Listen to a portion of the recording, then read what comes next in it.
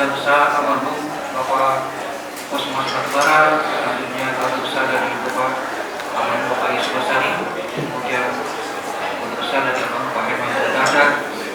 Selanjutnya tadi telah hadir bersama kita pagi hari Pak Menteri PUPR, kemudian dalam perjalanan Bapak Menteri PPN Bappenas, yang terhormat Bapak Direktur Jenderal Perumahan yang telah hadir bersama kita pagi ini, ada hadir di depan kita Bapak Ibu. Selanjutnya yang terhormat Direktur Jenderal Bina Pembangunan Daerah, saya ada perwakilannya. Kemudian yang terhormat Ketua Majelis Tinggi Organisasi HUT Pak Andrino ada di depan kita. Kemudian Dewan Pembina HUT, Dewan Pengawas HUT, Ketua Umum dan Pengurus HUT Institute. Selanjutnya yang terhormat Direktur Utama BTN dan jajaran, kemudian Direktur Utama BNI dan jajaran, kemudian Komisaris PP Tapra dan jajarannya, kemudian Direktur Utama SMF dan jajarannya yang telah hadir, kemudian Direktur Utama SNI dan jajaran, kemudian Ketua Umum REI dan jajaran setelah senior-seniornya, dan rekan dan mitra kerja HUT lainnya, para pakar dan senior yang tidak dapat kami sebutkan satu-satu.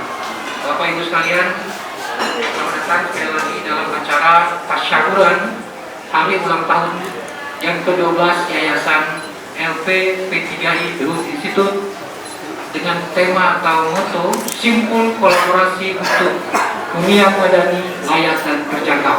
Kita beri aplaus untuk Bapak Ibu. Bapak Ibu sekalian, mohon izin saya membacakan susunan acara kita. Yang pertama, perkenan nanti pembacaan doa dari Bapak Ustadz Antoni. Selanjutnya nanti ada campur sirih dari Bapak Ketua MTO kami, Pak Andrino, dan nanti ada sedikit penyesuaian perkenalan dari Bapak Direktur Jenderal Perumahan untuk memberikan masukan kebijakan dan strateginya pada hari ini. Dan beberapa susunan acara lagi, diantaranya adalah sambutan nanti dari Pak Menteri PPN Kepala Bappenas. Selanjutnya juga ada informasi penggantian Sekretaris Umum dan Wakil Ketua Umum keempat oleh Bapak Ketua Umum kami, Pak Suri Sarif. Lalu ada santunan kepada Mayaki yang sudah ada di belakang kita. Kemudian nanti ada potong tumpeng dan ramah-tamah selanjutnya dengan acara foto bersama kita. Bapak Ibu sekalian, kita mulai acara kita tentunya dengan pembacaan doa yang akan disampaikan oleh kami persilakan Bapak.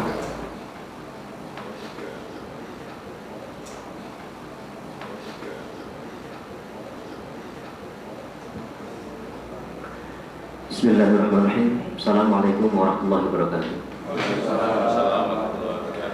Hadirin Bapak Ibu yang berbahagia, dalam perhelatan yang luar biasa hari ini, mari sama-sama kita awali dengan doa. Saya bermohon kepada Allah Subhanahu wa taala semoga perjalanan hari ini dimudahkan oleh Allah Subhanahu wa taala, ada dalam ridhonya dan kemudian menjadi jalan kebaikan buat kita sama-sama. Ala hadhihi niyyah li hasilil maqsud. Al-Fatihah. A'udzu billahi minasyaitonir rajim. Bismillahirrahmanirrahim. Alhamdulillahirabbil alamin arrahmanir rahim maliki yaumiddin. Iyyaka na'budu wa iyyaka nasta'in. Ihdinas siratal mustaqim siratal ladzina an'amta 'alaihim ghairil maghdubi 'alaihim waladdallin. Wa'fu anna ya karim wa'fu anna ya ghafur irhamna ya arhamar rahimin irhamna ya arhamar rahimin. Astaghfirullahaladzim hamdan syakiran hamdan na'imin hamdan yuafi ni'amahu wa yukafi mazidah. Ya Rabbana lakal hamdu kama yanbaghi li jalali wajhikal karim wal 'azimi sultan. Allahumma shalli ala sayyidina Muhammad fil awwalin wal akhirin wa shalli wa sallim ala sayyidina Muhammad fi kulli waqtin wa hin wa shalli wa sallim ala sayyidina Muhammad fil mala'il a'la ila yaumiddin. Astaghfirullahaladzim hamdan syakiran hamdan na'imin hamdan yuafi ni'amahu wa yukafi mazidah.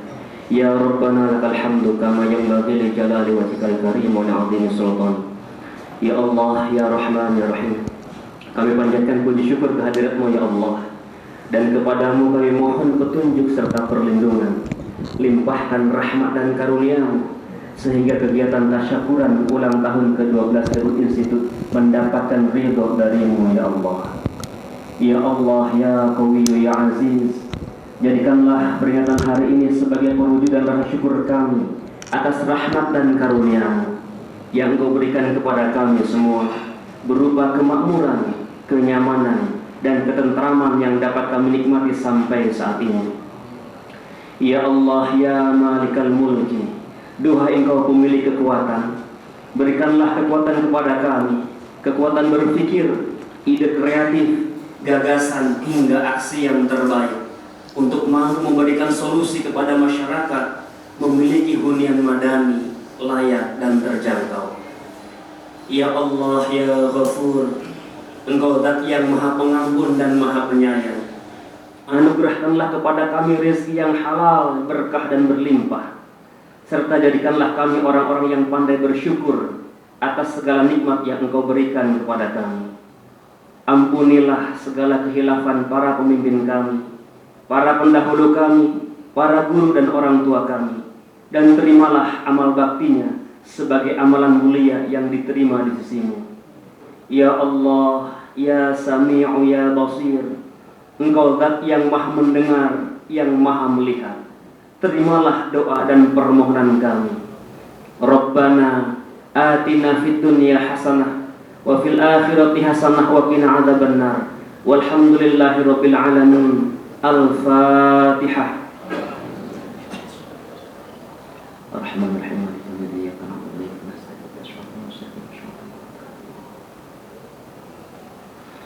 Allahumma bihaqqil Fatihah wa bisirril Fatihah wa bikaramatil Fatihah wa bimu'jizatil Fatihah.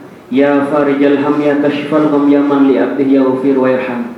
Ya dafi'al bala ya Allah, ya dafi'al bala ya Rahman, idfu 'annal bala ya arhamar rahimin. Subhana rabbika rabbil izzati 'amma yasifun wa salamun 'alal mursalin walhamdulillahi rabbil alamin.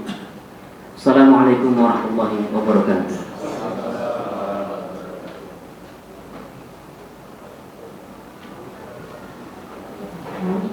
Terima kasih Pak Ustadz. Selanjutnya Bapak Ibu, kita akan mengundang Bapak Ketua Majelis Tinggi Organisasi Do Institute, yaitu Bapak Andrinov Caniago, untuk menyampaikan sikap posinya. Waktu dan tempat kami persilakan.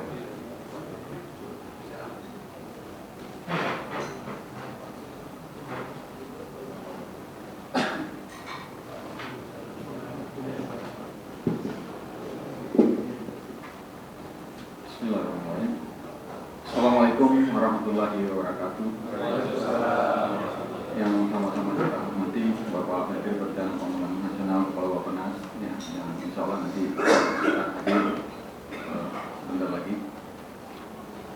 Pak Dirjen Perumahan Pak Iwan, yang mewakili Dirjen Bina Pembangunan Daerah Kemendagri, yang juga yang sama kita muliakan keluarga dari almarhum Bapak 01 Barang, keluarga dari Bapak almarhum Muhammad Yusuf Ansari, keluarga dari Bapak Hermanto Dardak, Bapak Ibu penasehat, pembina, pengarah Dehut Institute, Bapak Ibu dari unsur lembaga pembiayaan, asosiasi profesi perencanaan, para pakar, dan juga Pak Ustadz, serta Bapak Ibu yang tidak bisa kami sebutkan satu persatu. Syukur alhamdulillah, kita hari ini pagi-pagi berkat ridho Tuhan Yang Maha Esa, kita sudah menyelenggarakan kegiatan ziarah ke Taman Makam Pahlawan, khususnya ke makam tokoh-tokoh pendiri pimpinan pemerintahan yang mengurus bidang perumahan dan perkotaan yang tadi kita sebutkan. Alhamdulillah ziarah kita berjalan lancar. Ya, saya ucapkan juga terima kasih melalui kesempatan ini sekali lagi kepada Pak Menteri PU Perumahan, Pak Basuki Hadi Mulyono. Dan sekarang kita lanjut dengan acara tasyakuran dalam rangka 12 tahun debut institut ini, karena dalam rangka ulang tahun perlu disebut panjangan dari debut institut itu, ya, yaitu The Housing and Urban Development Institute, lembaga pengembangan perumahan dan perkotaan. Nah, di sini kita bersyukur sekali adanya Lego Institute ini, dan tidak terasa waktunya sudah 12 tahun ya, sejak dideklarasikan dulu di salah satu tempat di Kebayoran. Waktu berjalan terus, ternyata sudah sampai pada usia yang ke-12 ya.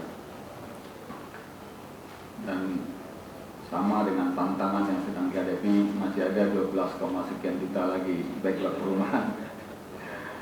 Nah, tapi sekali lagi patut sekali kita semua bersyukur adanya lembaga ini, di mana unsurnya sangat kaya, ya. Unsur dari pemerintah, mantan pejabat pemerintah, pakar, praktisi perumahan, para perencana, pakar-pakar perkotaan dan perumahan, ya. Dan dari pihak pelaku lembaga pembiayaan, ya. Nah, itu beberapa, ya. Masih ada unsur-unsur lain, sehingga sebetulnya kalau seandainya negara membentuk Dewan Perumahan dan Perkotaan, nah debut ini otomatis dari dewan itu, kalau itu ada, karena unsurnya lengkap sudah, ya, untuk mengurus urusan perumahan dan perkotaan. Dan kita semua tahu, ya, urusan perumahan dan perkotaan itu adalah satu kesatuan, dan pendekatannya, urusannya itu sangat multidimensi. Karena itu prinsip kolaborasi, sinergi, ya, kerjasama, orkestrasi itu sangat diperlukan untuk memecahkan masalah-masalah perumahan dan perkotaan ini. Jadi kehadiran lembaga seperti Dewan Institute ini memang mutlak ada bagi negara Republik Indonesia ini. Apalagi kalau memang belum ada yang namanya Dewan Perumahan dan Perkotaan, kita belum punya. Nah, bersyukurlah kita semua, ya, semua pihak ada di Dewan Institute ini. Maka tasyakuran ini tidak sekedar seremoni memperingati lahirnya 20 tahun. Tapi kita mensyukuri keberadaan dan peran dan fungsi dari Dewan Institute. Nah, untuk itu atas nama semua pengurus, Dewan Panitia, pengarah, Majelis Tinggi, saya mengatasnamakan semua unsur itu di dalam Dewan Institute untuk menyampaikan terima kasih atas kerjasama kita selama ini, dan untuk saling berbagi pandangan, berbagi perspektif, ya. Kita tahu pastilah selalu sangat dinamis ketika kita membicarakan masalah perumahan dan perkotaan, karena urusannya di situ sangat-sangat kompleks. Nah, karena itu mari semua kita terus bergandengan tangan, bekerja sama, berkolaborasi, bersinergi, dan berkoordinasi. Semua masing-masing telah terbukti memberikan kontribusi yang sangat signifikan dan berarti. Memang belum banyak, ya, yang bisa diperbuat oleh Dewan Institute, tetapi sekali lagi kehadiran lembaga ini kami yakini sangat-sangat diperlukan. Antara lain tadi, ya, yang harus kita pecahkan bersama-sama bagaimana merealisasikan pemecahan masalah bagi rumah masyarakat berpenghasilan rendah yang sampai saat ini angkanya masih belasan juta. Ya. 5 tahun yang lalu juga masih belasan juta. Jadi itu PR besar bangsa ini, ya. Bukan hanya salah satu unsur, bukan hanya Kementerian PUPR, bukan hanya kementerian tertentu, ya. Bukan hanya Bapak, tapi kita semua. Memang kita harus terus duduk bersama-sama untuk terus mencicil secara bertahap ya hutang kita untuk penyediaan perumahan yang merupakan salah satu sumber peningkatan perbaikan kesejahteraan masyarakat kita. Sekali lagi terima kasih Bapak Ibu semua. Hari kita mensyukuri perjalanan yang dilakukan oleh Debut Institut dan perjalanan kita semua dalam menuju membantu masyarakat kita memecahkan masalah perumahan dan masalah-masalah perkotaan. Demikian, billahi taufiq wal hidayah. Assalamualaikum warahmatullahi wabarakatuh. Waalaikumsalam.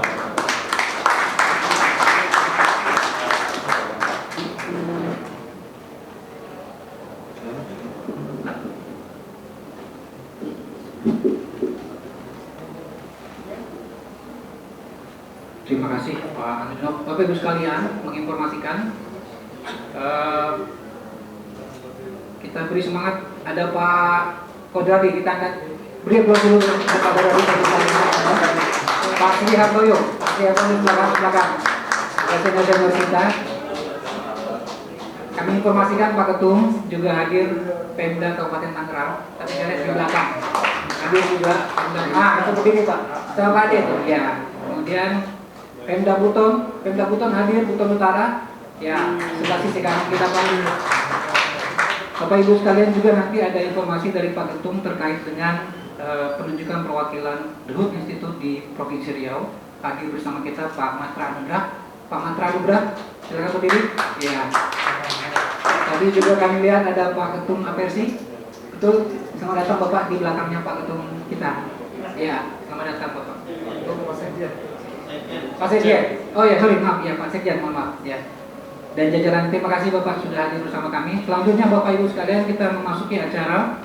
Kita akan mengundang Bapak Direktur Jenderal Perumahan Kementerian PUPR, Bapak Iwan Supriyanto, dalam memberikan masukan kebijakan dan strategi penyelenggaraan perumahan rakyat dan pembangunan perkotaan ke depan.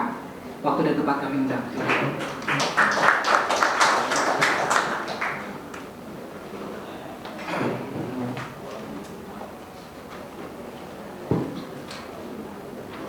Bismillahirrahmanirrahim. Assalamualaikum warahmatullahi wabarakatuh. Salam, Om Swastiastu, Namo Buddhaya, salam kebajikan, Rahayu, salam sehat untuk kita semua. Yang saya hormati dan saya banggakan tentunya Pak Menteri Perencanaan Pembangunan Nasional, Kepala Bappenas yang mungkin sedang dalam perjalanan, dan mungkin ada jajaran juga yang mewakili, ada Bu Dirci, terima kasih mitra kami. Yang kami hormati pula Bapak Ketua Majelis Tinggi Organisasi The Hood Institute, Pak Andrinov Caniago, kemudian Pak Ketua Umum tentunya yang berbahagia pada hari ini The Hood Institute, Pak Zulfi Sarif Koto, kemudian Ketua Dewan Pembina Pak Harindang Kawijaya, kemudian Dewan Pengawas Pak Sulaiman, dan tadi mungkin perwakilan dari kementerian lembaga yang hadir, kemudian seluruh jajaran The Hood Institute yang berbahagia, serta tamu undangan. Pertama-tama kami dari Kementerian PUPR ingin mengucapkan selamat kepada The Hood Institute di miladnya yang ke-12. Jadi kita berharap di 12 tahun kiprah The Hood Institute semoga bisa memberikan kontribusi yang tadi disampaikan oleh Pak Andrinov, yang lebih kolaboratif, kemudian bisa semakin sinergis juga gitu ya, dengan dukungan pada pemerintah, baik pemerintah pusat maupun juga pemerintah daerah. Demikian juga bisa lebih bisa memberikan tadi pemecahan terhadap berbagai persoalan dan permasalahan terkaitan dengan perumahan dan perkotaan khususnya. Dan saya sangat berharap keberadaan dari The Hood Institute ini benar-benar bisa menjadi counterpart yang sangat sinergis dengan pemerintah dalam hal kita bisa menghadirkan solusi-solusi pada masyarakat. Selamat siang Pak Theo Sambuaga, terima kasih atas kehadiran Bapak.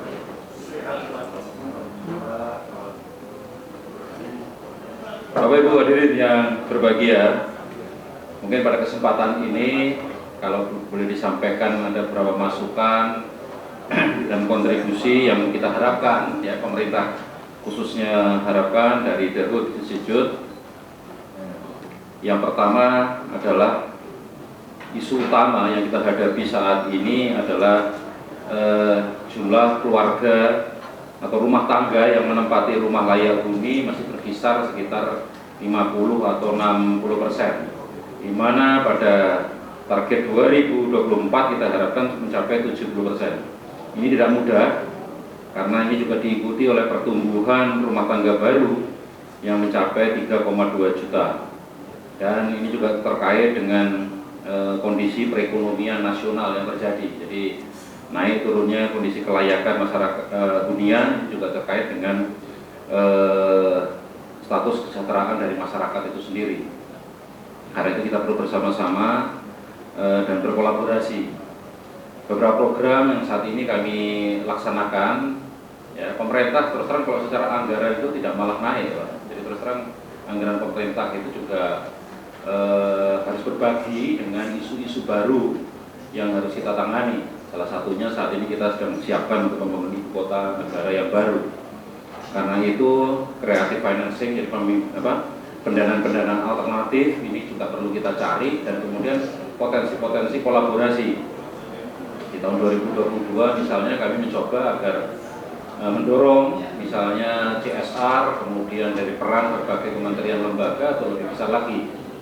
Karena persoalan rumah tidak layak huni ini baik terutama yang ada di daerah tidak hanya menggantungkan dari anggaran APBN. Karena itu saya juga mendorong pemerintah daerah untuk lebih melakukan konvergensi program yang lebih berpihak dan menyentuh kepada ini rumah tidak layak huni gitu ya di beberapa daerah di Indonesia gitu. Ini yang kita tantang. Kemudian juga saat ini terdapat pergeseran target dan indikator backlog ya menjadi target SDGs ya. Kebijakan pembangunan nasional bidang perumahan juga diarahkan meningkatkan akses masyarakat secara bertahap terhadap perumahan yang layak, aman dan terjangkau untuk mewujudkan kota yang inklusif dan layak huni. Jadi kalau bicara backlog kurang lebih 12,7 juta, dan ini terus akan bergerak. Kemampuan pembangunan mungkin hanya 300-400 ribu per tahun, sedangkan keluarga baru ini tumbuh sekitar 600 sampai 800 ribu per tahun. Nah ini kita harus terus dorong bagaimana masyarakat bisa lebih punya akses untuk memiliki rumah. Jadi satu pendekatan dari sisi aksesibilitas pendanaan, dan yang kedua juga terkait dengan harga rumah. Nah untuk harga rumah ini tentunya kita ini sangat dilematis ya tentunya. Indonesia ini dikepung oleh wilayah-wilayah ring of fire gitu ya, potensi-potensi kebencanaannya luar biasa, sehingga menurut saya tidak bisa rumah dibangun secara murah gitu. Karena memang rumah harus tahan gempa gitu ya, kemudian di lokasi-lokasi yang harus diolah terlebih dahulu sebelum dibangun. Karena itu ini saya dan teman-teman di perumahan berusaha, salah satunya juga sedang merestrukturisasi organisasi untuk memperkuat, terutama kebetulan background saya sebelumnya dari Litbang.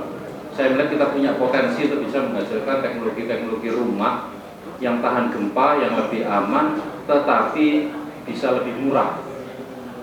Dan ini juga bisa jadi massal, dan selanjutnya rekan-rekan yang bergerak sebagai pengembang bisa memanfaatkan teknologi ini. Ini yang sedang kami challenge, terutama di BUMN untuk bisa mengembangkan teknologi-teknologi rumah yang murah tapi tahan gempa.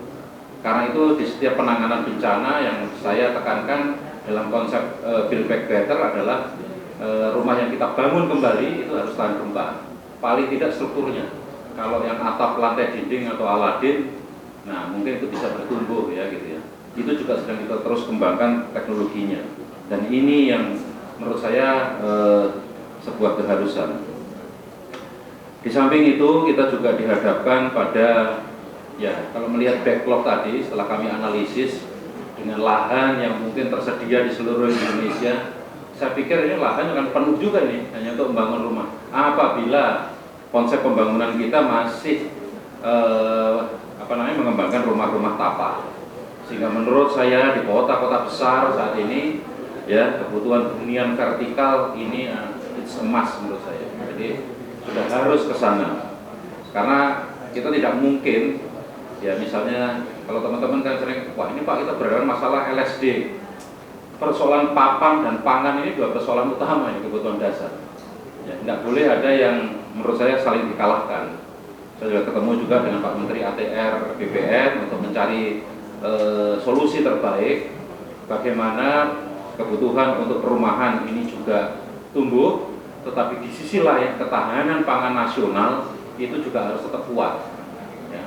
Sehingga pilihannya memang ya harus kita atur mana yang memang kita lestarikan sebagai lahan sawah ya abadi begitu sebagai cadangan pangan kita, karena penduduk kita juga terus bertambah, termasuk dengan inovasi produksinya, jadi lahan 1 hektar bisa memproduksi pangan yang lebih besar. Di samping itu lahan-lahan lain ya yang kurang produktif atau tidak produktif dapat dimanfaatkan untuk perumahan, tetapi konsep kita harus dorong terus ke arah vertikal.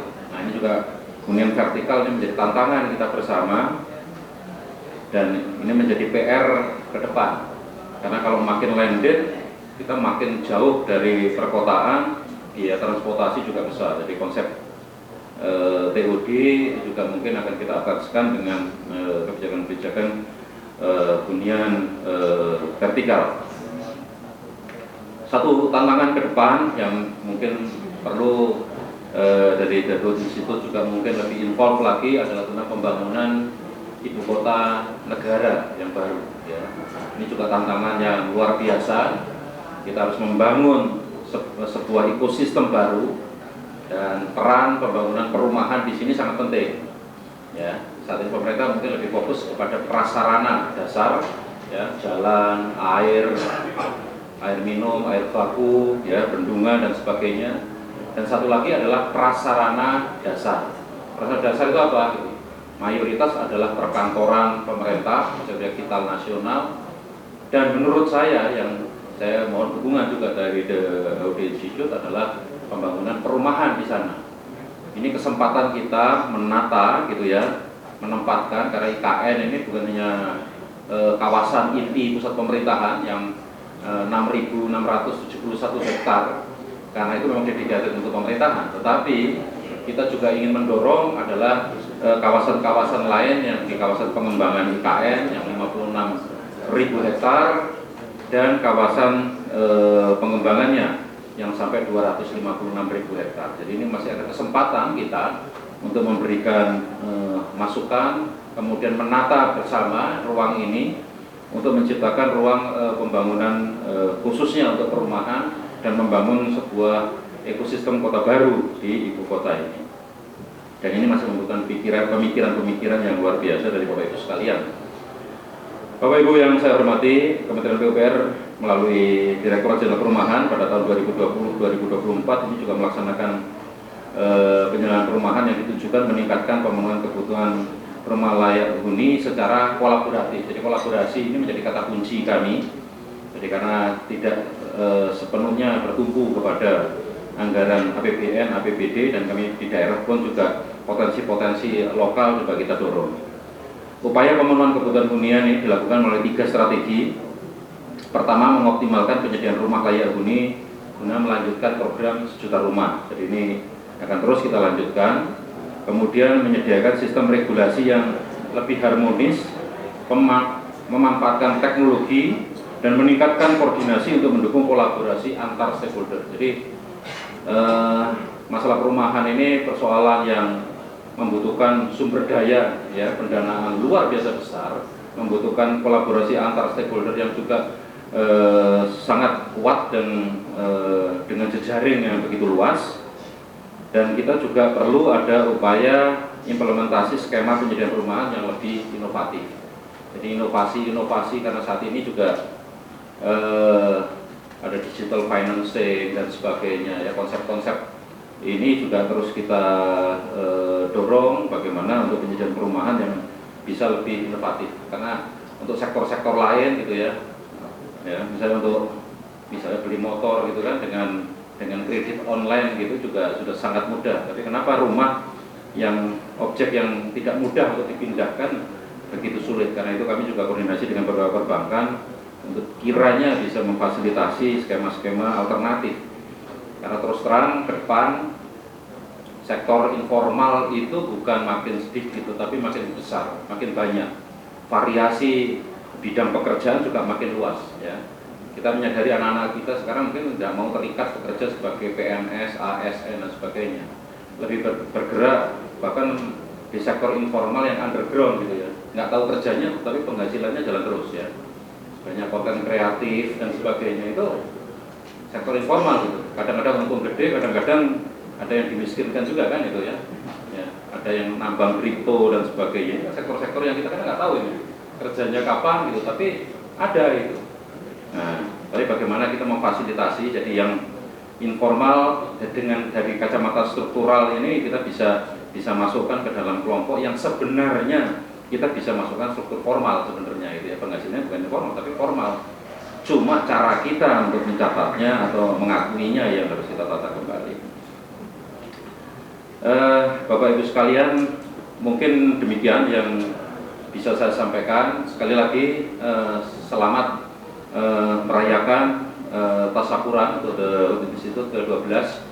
Semoga di bilad yang ke-12 ini kiprah dari The Institute semakin maju, semakin punya kontribusi yang lebih besar dan menjadi mitra yang sinergis khususnya untuk pemerintah dan khususnya untuk Kementerian PUPR pada umumnya. Sekali lagi selamat, mohon maaf untuk hal-hal yang kurang berkenan. Terima kasih. Wabillahi taufiq wal hidayah. Wassalamualaikum warahmatullahi wabarakatuh.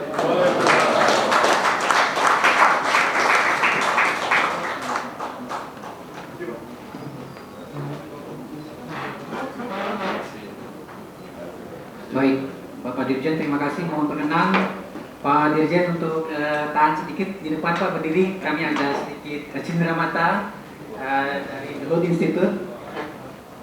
Silakan Bapak. Ya, mohon media, kameramen, siap? Ya, silakan.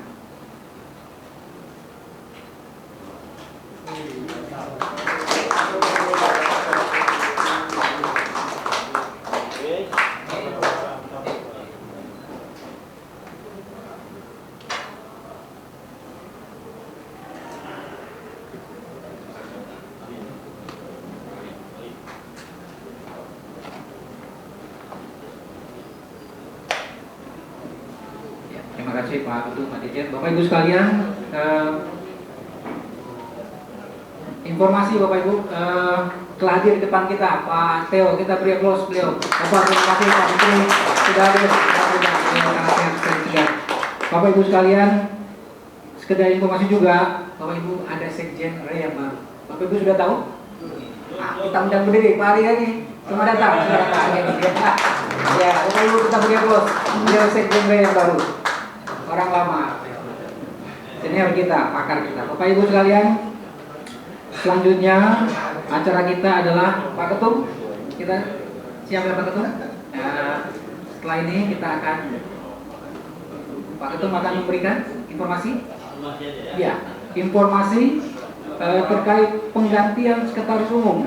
Kemudian ada wakil ketua umum keempat yang baru dan penunjukan perwakilan HUT di Provinsi Riau. Waktu dan tempat kami persilakan. Assalamualaikum warahmatullahi wabarakatuh. Hari ini saya sebenarnya mau menyampaikan sedikit sambutan, tapi sudah dibuat, sudah dikirim ke pers. Nanti biar pers saja yang menyiapkan. Terus yang penting, hari ini terhitung tanggal 13 Januari kemarin, itu saudara Muhammad Joni Esa MH yang tadinya Sekum sejak tahun 2012-13 itu berdasarkan hasil rapat kita berhentikan dengan hormat dan digantikan oleh Saudara Sulaiman Arnold Mamesa. Silakan berdiri. Mana orangnya? Nah, itu di belakang. Pak Teo, putra Manado. Sulaiman Arnold Mamesa. Ini dia terhitung 14 Januari hari ini adalah menjadi sah menjadi sekretaris umum Yayasan APP 3 ini. Pakai peci dia aku enggak? Nah, kan gitu. Yang kedua, jabatannya Pak Sulaiman Arnold Mamesa digantikan oleh Umar Fadila. Silakan Pak Umar, ada? Silakan ya. Silakan Pak di depan. Pak Umar Fadila ini dari Bandung, tinggal di Bandung. Dia menggantikan, silakan. Pak Umar Fadila ini adalah dari Bandung. Dia sejak terhitung hari ini 14 Januari 2023 menjadi Wakil Ketua Umum Bidang 4 Industri Properti Syariah. Jadi di HUS sekarang kita kembangkan ke arah masuk ke syariah. Itu latar belakangnya sudah banyak. Tapi Assalamualaikum Pak. Waduh, keren. Maaf, saya langsung 3-4 dari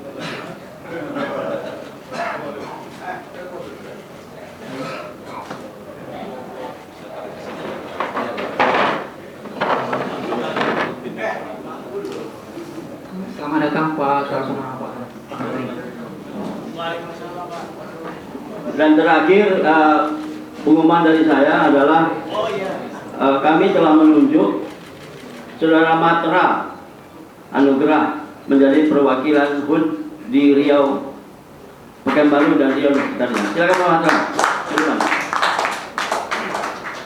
Matra ini adalah salah satu pengurus DPD Himpera di Riau.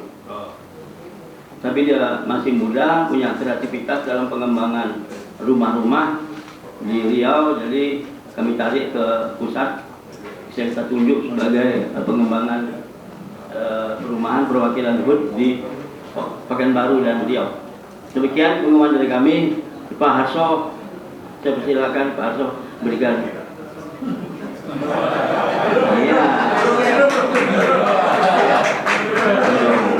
Dan terima kasih Pak. Gak apa-apa Iwan ya, tolong aja. Bos saya nih. Kami beda-beda tipis kami. Lahirnya maksudnya, saya lahir 29 Oktober, beliau 31 Oktober, jadi 2 hari aja bedanya.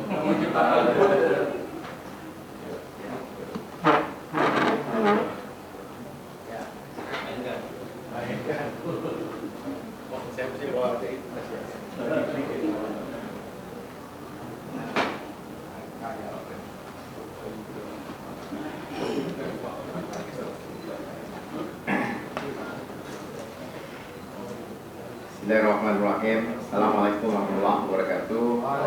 Salam, Om Swastiastu, Namo Buddhaya, salam kebajikan. Selamat siang, salam sejahtera untuk kita semua. Pertama saya mohon maaf, saya langsung ke acara ini karena kalau saya ke rumah lagi paling enggak tertunda setengah jam, 5 menit. Biasanya kan kalau udah di rumah mau perlu ini, perlu itu, dan ngantuk banget sebenarnya. Saya ingin mengajak kita semua pertama menaikkan syukur kita kepada Tuhan Yang Maha Kuasa sehingga kita bisa hadir pada ulang tahun yang ke-12 dari Housing and Urban Development Institute yang alhamdulillah Bang Zul ini memimpin dan masih eksis sampai hari ini. Selamat ulang tahun untuk kita semua. Saya hormati Pak senior saya, Pak Teo Sambuaga, Pak Andriano, ini juga senior saya, senior saya di Bappenas loh. Dan semua pengurus dari KUD. Mungkin mungkin saya mau share saja kebetulan di Bappenas sekarang lagi rame-ramenya justru rencana pembangunan jangka panjang nasional untuk yang berikutnya 2025 ke 2045. Jadi silakan kalau nanti dari HMB ada yang mau memberikan masukan terkait dengan perumahan dan pemukiman. Dan itu merupakan kelanjutan dari pembahasan sebelumnya 2005 sampai dengan 2025. Memang ada isu, saya kira kita mengikutinya mengenai apakah masih tetap akan diusulkan pokok-pokok haluan negara ya, sebagai pengganti dari GBHN yang sudah tidak kita ikuti lagi sebagaimana hasil dari perubahan Undang-Undang Dasar pada tahun awal-awal reformasi 1999 dan tahun 2000 sampai 2002. Kebetulan saya ikut serta di dalam dan saya kira Bung Teo juga pada waktu itu kita sama-sama setuju untuk tidak menggunakan lagi atau tidak memberikan kewenangan subjektif kepada MPR terkait dengan garis-garis besar daripada haluan negara.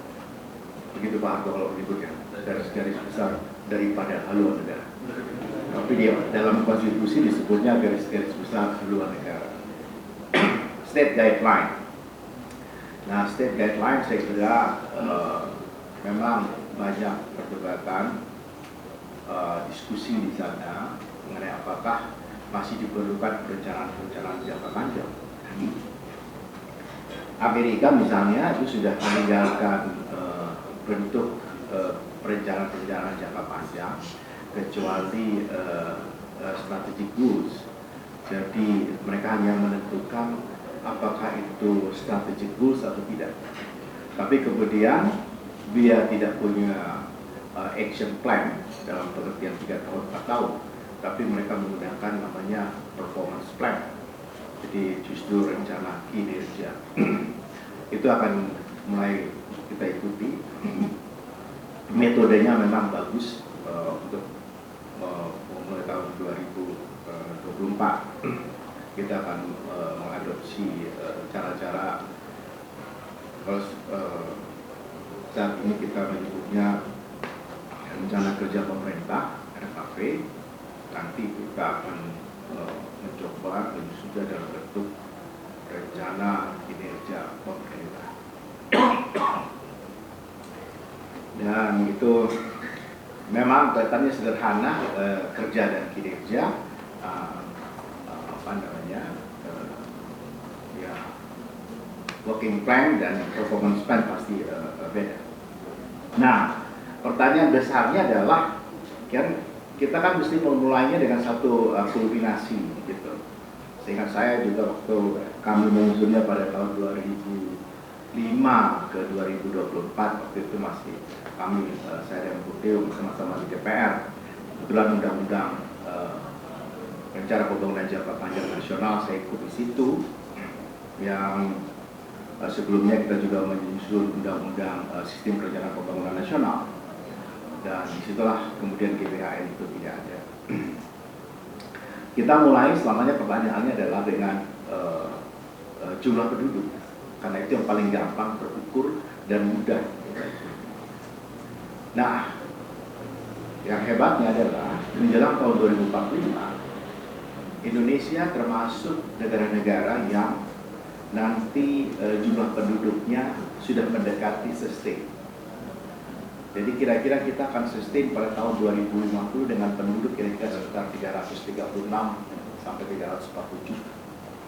Jadi artinya jumlah pertambahan dan pengurangan penduduk ya baik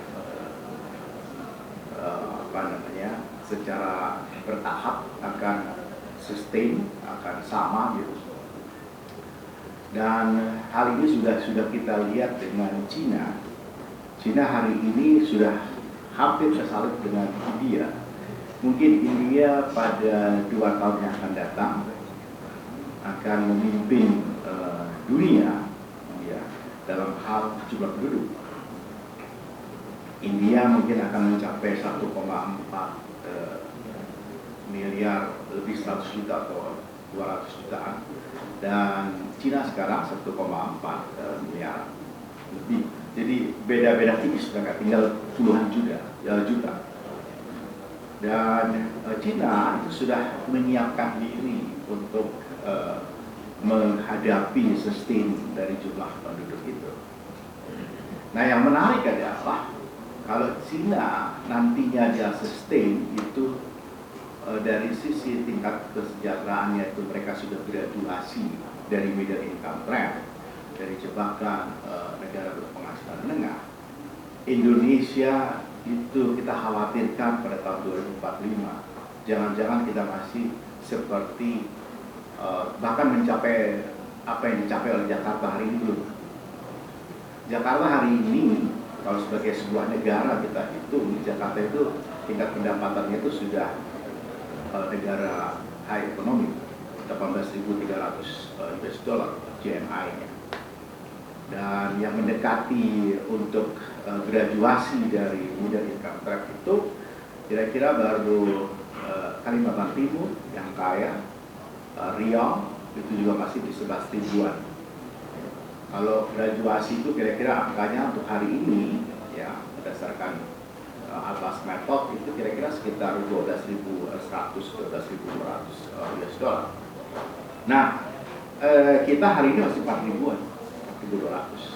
So it's quite far. Nah, kalau itu jauh, gimana kita melakukan percepatan itu? Hitungan kami secara matematika sederhana saja, mungkin 10 atau 15 tahun ke depan kita mungkin masih di bawah 10 rata. Karena memang pemerataan kita dalam hal sisi pendapatan itu luar biasa timpangnya sebenarnya. Selama ini BPS menggunakan indeks Gini rasio itu dari sisi pengeluaran Pak Dew. Karena itu kelihatan kita rata 0,34, 38. Tapi kalau kita pakai tingkat pendapatan, itu angkanya pasti di atas 0,5. Jadi sama juga dengan Amerika, tapi Amerika sudah lolos dari graduasi itu. Yang kita kejar adalah negara seperti Denmark misalnya, dia di angka 0,25, sehingga tingkat rata dari kesejahteraannya itu sudah luar biasa. Umumnya pada negara-negara Skandinavia. Jadi itu PR besar kita. Jangan sampai kita menjadi tua sebelum kaya. Jadi tua sebelum kaya itu artinya aging society sudah mulai muncul. Saya tadi dalam perjalanan membaca sebuah laporan pertambahan jumlah penduduk Indonesia yang lansia masuk di angkatan kerja itu dari 48% menjadi 54%. It's quite big, 6%. Dan dibayar juga sangat mengenaskan, antara 1,2 juta sampai 1,9 juta. Dan terutama yang dibayar tinggi adalah bapak-bapaknya dan ibu-ibunya. Boleh jadi nanti pensiun akan kita tarik lebih panjang. Swasta sudah mulai ancang-ancang, tidak lagi di angka 58 atau 60, mungkin sudah di angka 65 atau 70. Jadi karena life ekspektasi kita juga naik, ya, dari sisi natalitas, mortalitas kita juga berdekatan, dan anak-anak muda sekarang cenderung juga menikahnya ditunda-tunda, lalu punya anak pun ya sebatas yang mereka rencanakan. Ya, cucu-cucu kita tidak kayak zaman ayah saya itu punya cucu banyak gitu. Ya, tapi sekarang cucu kalau ditanya paling 2 atau 3. Kayak saya hari ini misalnya kalau ditanya cucunya berapa. Nah itu Pak Teguh berapa cucunya? Satu kan? Tuh, baru satu. Pak Andriono baca cukup? Belum. Jadi jumlah itu kita bisa lihat dari generasi yang sekarang. Nah, pertanyaannya sekarang, kalau dia mencapai angka 330 juta dan sekarang sekitar 270-an, ada angka 60 juta. 60 juta ini kira-kira sama dengan DKI ditambah Jawa Barat. Jadi kita akan melayani DKI dan Jakarta, DKI dan Jawa Barat. Pertambahan 70 juta, 60 juta itu. Yang kemudian sustain. Tapi kita tidak ingin kayak Jawa Tengah. Kalau Jawa Tengah itu jumlah penduduknya 3 kali lipat dari Jakarta. Kalau Jakarta menyumbang ke GDP nasional 27%, Jawa Tengah itu cuma 13%. Jadi 1:6 dengan Jakarta, antara Jawa Tengah dan Jakarta. Jadi kalau dia dari situ, di sana baru 3 ribuan. Dan kalau saya membandingkan Jakarta dan Jawa Tengah, bukan berarti membandingkan dua gubernurnya. Karena penting itu, karena kenapa kok yang diambil contoh itu? Ini karena mudah saja untuk membuat angka-angka yang tidak mudah juga untuk ibu-ibu dan bapak-bapak mengikutinya. Jadi PR-nya besar sekali buat kita untuk sampai dengan jumlah penduduk itu. Dan hari ini kalau kita lihat dari sisi pemukiman, ya sekarang ini di rumah layak huni itu baru atau ditinggal oleh 60,8% ya penduduk kita. Dan targetnya 70%, ya. Dan outstanding KPR kita itu 3,21% yang targetnya sekitar 4%. Sebenarnya banyak cara untuk kita mengadakan ini. Tapi selain rasio tadi, saya juga ingin mengajak kita membicarakan soal lahan, tanah, dan yang ke depan juga akan semakin langka. Tapi ada pertanyaan yang menggoda kami ya, pada waktu kami berdiskusi soal angka yang sustain 330 atau 336 atau 340 juta. Kalau 340 juta, maka pangan yang kita butuhkan seperti apa? Energi yang kita butuhkan seperti apa? Pertambahan itu bukan angka yang luar biasa. Pak, nambah 60 juta itu nggak gede-gede amat. 65 sampai 70 juta itu nggak gede-gede amat. Maka apakah arif kita mengeksploitasi ruang? Apakah arif kita mengeksploitasi sumber daya? Gitu. Maka yang diperlukan adalah sustainability, keberlanjutan itu. Tetapi pada saat yang sama kita itu mensejahterakan. Pada saat yang sama terjadi koreksi terhadap indeks ini yang dihitung berdasarkan tingkat pendapatan, bukan pengeluaran. Saya kira itu yang penting ya kalau sebagai pengambil kebijakan, apalagi di HUB yang terkait dengan perumahan dan pemukiman, karena perumahan pemukiman itu simbol dari tingkat kesejahteraan. Amerika Serikat sendiri sampai hari ini juga belum bisa memberikan atau memenuhi 100% rumah-rumah yang layak huni bagi warga negaranya. Ketika terjadi pandemi, kita bisa lihat di berbagai kota besar di Amerika dan bahkan di Eropa, mereka ya seperti kalau kita di sini gelandangan gitu, ya, tinggal berkemah-kemah. Bahkan di LA, di Los Angeles itu di jalan Rodeo Drive, jalan yang paling elit di Amerika Serikat, itu pun ada kemah di lapangan. Jadi bisa dibayangkan bahwa tapi lucunya mereka punya mobil kecil, punya laptop gitu, tapi mereka tinggal di kemah. karena mereka tidak mampu untuk daripada mereka membayar kewajiban pada banknya atau kewajiban untuk menyewa rumah, mendingan buat mereka buat kegiatan yang lain. Jadi kalau saya lihat di sini isunya akan tetap, yaitu mengenai bagaimana meningkatkan keberdayaan masyarakat untuk bisa menjangkau harga-harga rumah yang affordable. Jadi menyediakan perumahan affordable dan pada saat yang sama juga harus menyediakan pembiayaan yang murah dan tersedia dengan baik. Ya, saya juga ingin mengajak dulu, saya bicara soal liquidity facility yang kemudian sekarang menjadi FLPP itu fasilitas pembiayaan perumahan, fasilitas likuiditas pembiayaan perumahan yang menurut saya sampai hari ini masih relevan. Kan sebenarnya FLPP itu kan kalau kita disiplin gitu, pemerintah itu disiplin, maka FLPP itu sebenarnya menjadi endowment fund untuk pembiayaan perumahan. Tapi sayangnya kan kemudian karena nggak sabar gitu, itu kan diintervensi dengan beberapa kebijakan yang lain, termasuk misalnya subsidi suku bunga dan seterusnya. Tapi saya kira tetap dengan optimisme itu masih ada ruang yang cukup besar untuk kreasi bagi kita semua, supaya tidak menjadi monopoli generasi hari ini.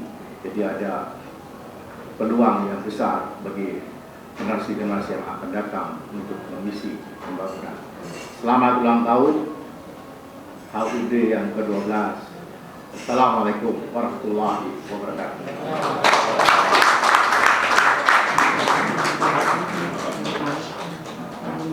Terima kasih Pak Menteri.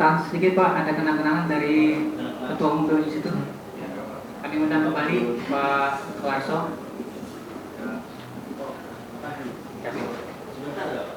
Sebentar, ya. Silakan kamera media.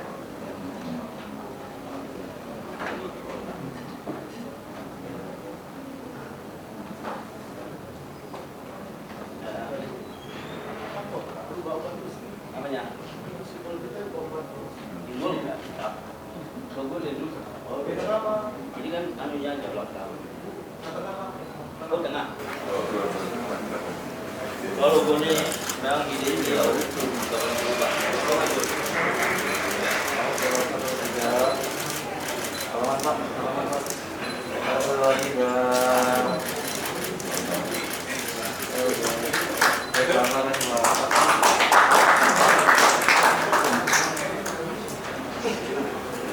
Kita beri applause Bapak Ibu sekali lagi. Terima kasih Pak Menteri. Bapak Ibu sekalian, kita akan masuk pada acara berikutnya, yaitu santunan anak yatim. Kami mengundang Pak Ustadz untuk mendampingi. Juga anak-anak silakan ke depan. Pak Ketua kami undang. Santunan kepada anak yatim dan pondok pesantren. Kami undang Pak Eman. Pak Trino, silakan. Ya. Ya. Silakan anak-anak maju.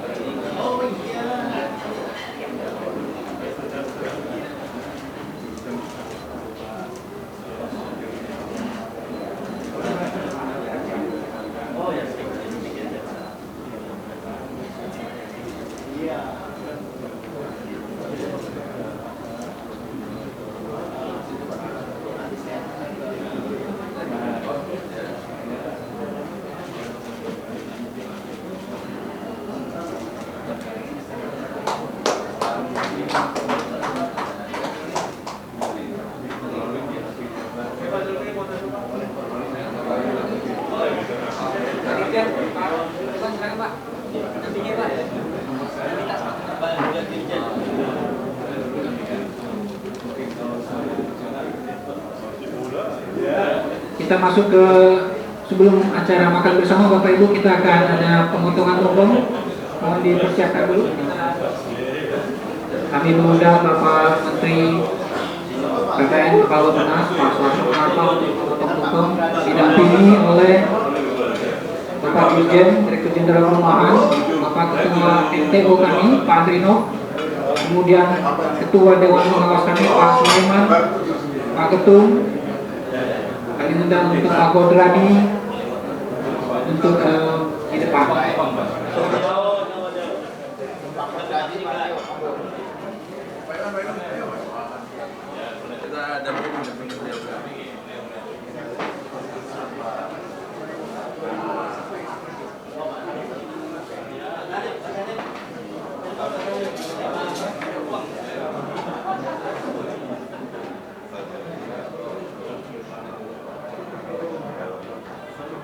Mas Arif 82 Pak. Usia abang berapa Pak? 82.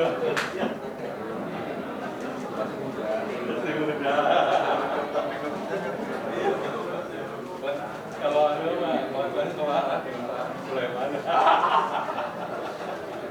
Kebayang.